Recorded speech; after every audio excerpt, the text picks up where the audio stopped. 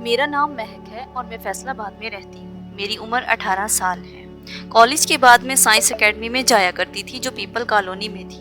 Second year میں ہم سب girls ہی ہوتی تھی، ہم سب آپس میں ہنسی مذاق کرتے اور آپس میں باتیں کرتی تھی جو گرلز کی ہوتی ہیں۔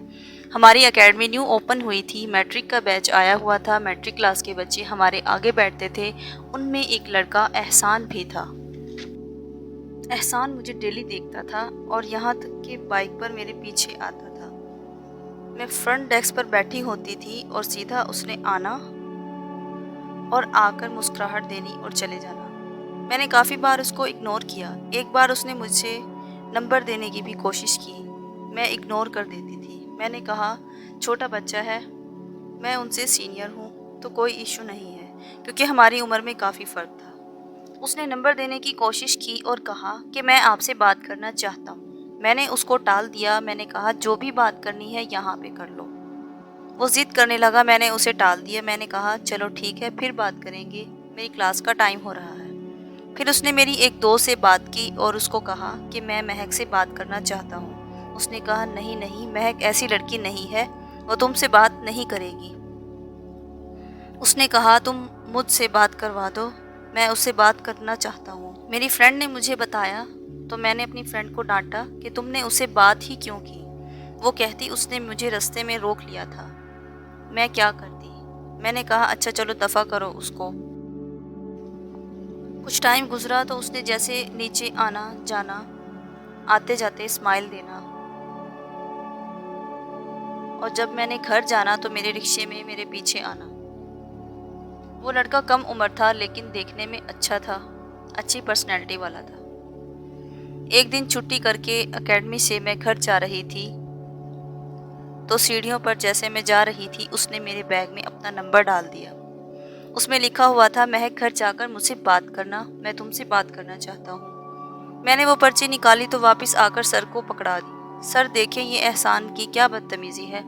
سر نے احسان کے گھر کال کر دی اور اس کی مما نے کال اٹینڈ کی اور سر نے کہا تمہارا بیٹا دیکھو کیسے کارنامے انجام دے رہا ہے۔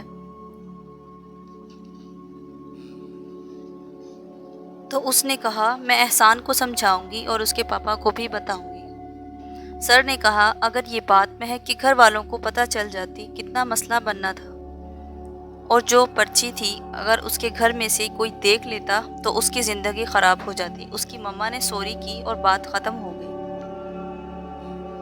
میں نے سوچا یہ ایسا کیوں کر رہا ہے۔ میں نے احسان سے کہا میں ایج میں آپ سے بڑی ہوں، تم ایسا کیوں کر رہے ہو، ہماری جوڑی نہیں بنتی۔ وہ کہتا تھا میں تم سے ریلیشن بنانا چاہتا ہوں، کہتا 2 سال کا کوئی فرق نہیں ہوتا، ویسے بھی ہائٹ میں آپ سے بڑا ہوں، ہماری جوڑی بھی اچھی لگے گی، اور اس کی ہائٹ لمبی تھی، ہم چلتے ہوئے بھی اچھے لگیں گے، کوئی یہ نہیں کہے گا تمہاری پسند اچھی نہیں ہے۔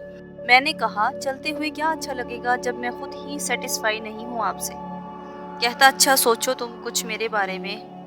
میں نے 1-2 دن سوچا، میں نے کہا چلو میں بات کر لیتی ہوں، جبکہ آلریڈی میں کسی اور کو پسند کرتی تھی۔ تو میں نے یہ بات احسان سے چھپائی، اس کا نام عامر تھا۔ اگر میں عامر کو بتاتی تو وہ احسان سے لڑائی کرتا اور میں بھی اس کو مارتا۔ جی ہاں یہی بات تھی۔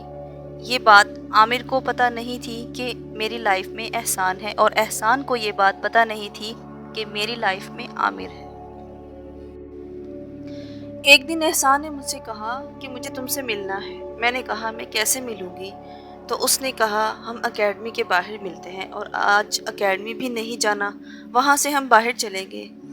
میں نے کہا چلو ٹھیک ہے۔ اس نے اکیڈمی کے باہر سے مجھے پک کر لیا اور ہم کھانا کھانے چلے گئے، پارک وغیرہ گئے، بہت اچھا ٹائم سپینڈ کیا۔ میں نے کہا چلو ٹھیک ہے پھر ملتے ہیں۔ پھر ہم اسی طرح اکیڈمی کے باہر ملتے اور کھانا وغیرہ کھاتے۔ ایک دن اس نے کہا کہ ہمیں یہاں کوئی دیکھ لے گا، میرا گھر ہے ہم وہاں چلتے ہیں۔ میں نے کہا چلو ٹھیک ہے، ہم وہاں سے چلے گئے تو کافی دیر ہم بیٹھے رہے، گپ شپ ہوتی رہی۔ احسان میرے پاس آنے لگا اور اس طرح ہم گپ شپ کرتے رہے، وہ نارمل ہو گیا اور رومانس وغیرہ کرنے لگا۔ تبھی موبائل پر عامر کی کال آ گئی اور اس کے میسیجز آنا شروع ہو گئے۔ تو احسان نے کہا یہ کون ہے؟ میں نے کہا کوئی نہیں ہے، تو اس نے میرا موبائل مجھ سے لے لیا اور ہماری ساری چیٹ دیکھ لی۔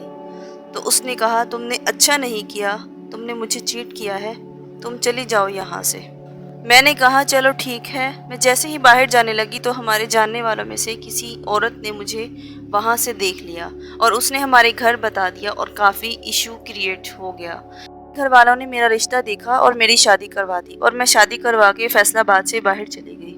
اسی طرح 2 منتھ گزرے۔ شادی کے بعد میں اور میرا ہسبینڈ ہمارے گھر آئے تو ہمارے کسی رشتہ دار نے میرے ہسبینڈ سے بات چیت شروع کی اور اس نے میرے بارے میں سب کچھ بتا دیا کہ اس کا ایسے ایسے چکر تھا اور اس کو کسی لڑکے کے ساتھ دیکھا گیا تھا۔ اس نے اپنے پاس سے بھی لگا دی اور میرے ہسبینڈ کا دماغ خراب کر دیا۔